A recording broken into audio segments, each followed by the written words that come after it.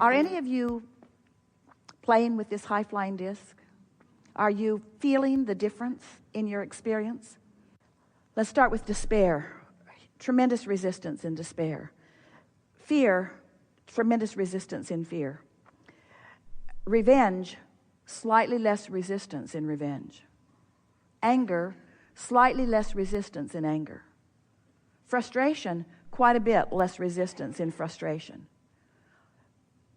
Overwhelmment, pretty close to frustration. Hopefulness, big jump, much less resistance in hopefulness. Believing, way less resistance. That's a big jump from hope to belief.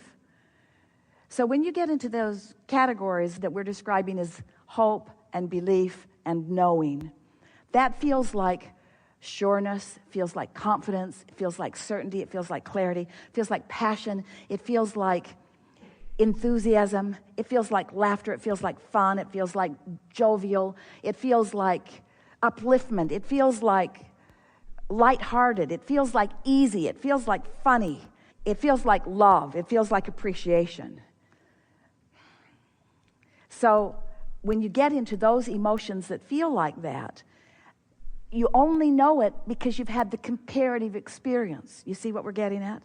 So achieving that, you can all do that. We could tell you a story right now, and if we held you in concentration for a minute or two or three or four or five, we would bring you unquestionably to a feeling of love and appreciation.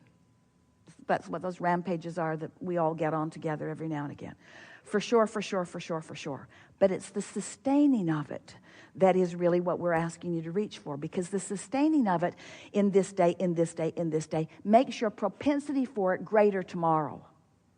And then the sustaining of it tomorrow makes your propensity for it greater the next day, until it just becomes so natural for you that it just feels odd when you're off.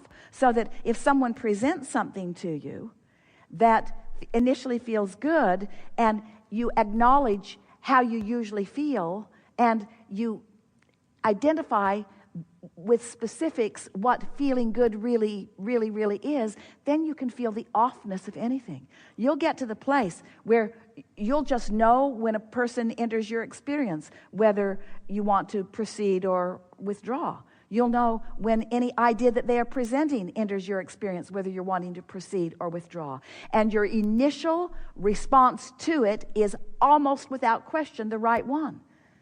So the more mornings that you wake up with the intention of clarifying your vibration and being in that good feeling place, then the more anything that is off from that will stick out like a sore thumb. It really is that simple. We're not for a moment wanting to guide you away from thoughts that may have some resistance within them. We're trying to guide you to knowing the difference. Your question is the perfect state of being that we want you to be in. We want you to care about whether to move forward with this or not. We want you to care about the emotion within it. We want you to be able to consciously and personally discern it, you see. Because by the time you ask somebody else, the moment is past. These rendezvous, they're junctures that are always opening for you. So it's like a series of paths constantly opening. And when you've been in a consistent vibration, the path just opens and opens and opens and opens and opens and opens and opens and opens and opens and opens and not only leads you pretty swiftly to where you want to be, but it's really a delightful journey on your way to where you want to be. And the same thing is happening with the paths that are opening to the things you don't want. And we just think it would be a really nice thing, and it's ridiculous for it to be any other way for you. We want you to know which path you're on, and we want you to know at the beginning of the path. We don't think you should have to get so far down the path with so much discomfort under your belt before you realize. So picture this. Did you get a sort of picture of that? The paths? So let's say you have enough momentum going that this path is lighting up, lighting up, lighting up, lighting up, lighting up, lighting up, lighting up, lighting up, lighting up. You're having a pretty good time, a good time, a good time, a good time, good time, good time, and it leads to things that when they manifest, you like them. Then there's this other path because you've been complaining and you've been worrying about that, and so this path lights up for you too. It's like the universe says, oh, you like that? Well, come this way, there's more of it. Oh, you like that? Well, come this way, there's more of it. Oh, you like that? Well, come this way, there's more of that. Oh, you like that? Well, come this way, there's more of that. Or the universe is also saying, oh, you don't like that? Well, come this way, there's more of that. Oh, you don't like that either? Well, come this way, there's more of that. Oh, you don't like that either? Well, come this way, there's more of that. Well, you don't like that? Well, come this way, there's more of that.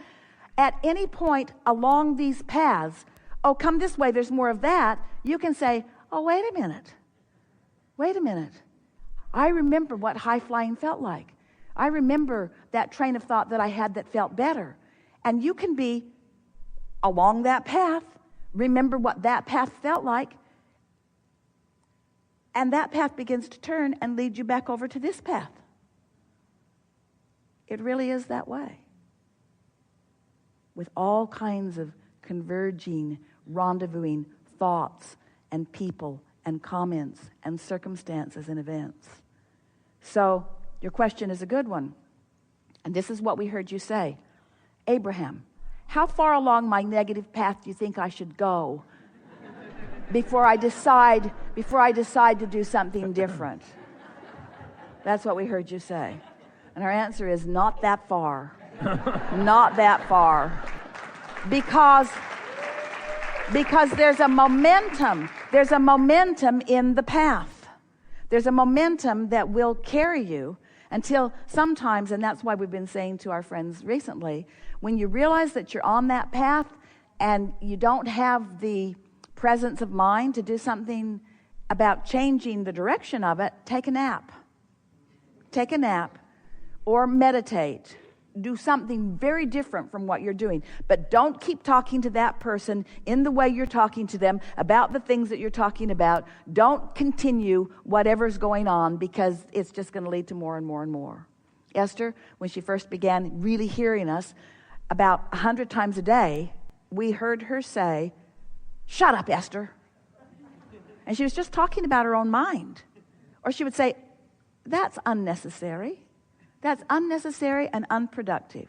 Just sort of talking to herself as she became aware that there was momentum on some thoughts in some directions that were not serving her, were not going to lead to where she wanted to go. But we'd like to talk about the paths in vivid enough terms that we can really get your attention on this. So you accept that here you stand, and let's say there's a path, maybe a convoluted path, leading to something fantastic. Got the picture? And there's a path, maybe a sort of convoluted path, meaning lots of twists and turns in it, leading to something you really aren't going to like when you get there. Got the picture? This path feels good every step of the way. This path feels bad every step of the way. So maybe we're finding a way to say to you something that we've been saying to you for a long time. Sure, the manifestation is something that you care about, and it's coming, wanted or unwanted. The manifestation is coming from the path that you're on. But it really is being on the path that's the reason that you're here, you see.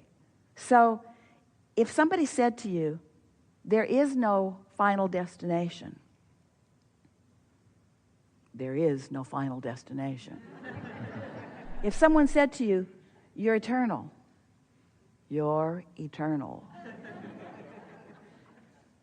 There's no final destination. You are eternal. But you have the choice of feeling good now on your way to never getting it done. Or you have the choice of feeling bad on your way to never getting it done. Which do you choose? And if you can take the destination out of it and just choose the path, the good feeling path or the not good feeling path, then everything gets simpler, because it's the fixation on the destination and the fact that the destination hasn't manifested yet that is the reason that you're on that path. That was so good. We're going to say it again. We're going to say it again in another way. Your fixation on the manifestation and your keen awareness of the fact that it hasn't manifested yet is the reason that you introduce the resistance into the equation, which is what puts you on that not good feeling path. Did you get that? So we've been saying to you for a while, take the money out of the equation. Take the end result out of the equation. And that's what this determination to get on the high-flying disc is. What are you doing today? I'm getting on the high-flying disc. Why? Because I like being on the high-flying disc. Well, but what does that mean? It means I feel really good on the high-flying disc. But where does it lead to? It doesn't matter because I'm on the high-flying disc. Well, why do you do it? Because it feels so good to be on the high-flying disc. But what does it get you? Feeling good on the high-flying disc. But where are you going with that? It doesn't matter because I'm on the high-flying disc. But why do you do it? Because it feels so good to be on the high-flying disc. But where is it leading? It doesn't matter. I'm on the high-flying disc. But where is it leading? To more good-feeling things. Like what? It doesn't matter because I'm on the high-flying disc. And we know that just seems ridiculous in this world where you have planned and set goals and been deliberate and gone to school and got grades and have all kinds of people that are analyzing everything that you do in relationship to everything that everybody else is doing. And we say, stop it. Stop comparing yourself to everything and compare yourself to only one thing, which is your relationship with your source. And your source is on the high-flying disc. So this is what we really want to say. Those of you who've been listening to us for a while are about to have a breakthrough. So just sort of focus in here and hear this. So we've been talking to you about the vortex that you've been launching, the vibrational reality. Have you been following that? You know what you don't want, you know what you do want, which causes you to launch a rocket, and it creates this vortex. And today we told you that you've been launching these thoughts and creating these vibrational vortices, these vibrational realities on both wanted and unwanted things. But the source within you, the source from which you came, and the source who has been expanding and evolving as a result of your exposure to life here, has been tuning and orchestrating and tending to this high-flying vortex, which is who you really are, all that you've become. So that the source within you is on that high-flying disc. You could not have asked a better question. How do I know when I'm on it? You come into alignment with who you really are. When you're on the fearful disc, you come into alignment with the fearful thoughts you thought. And you come into alignment with other people who have thought those same fearful thoughts. And you come into alignment with experiences that aren't fun when they come, that bring you fear when you think about them or when you experience them.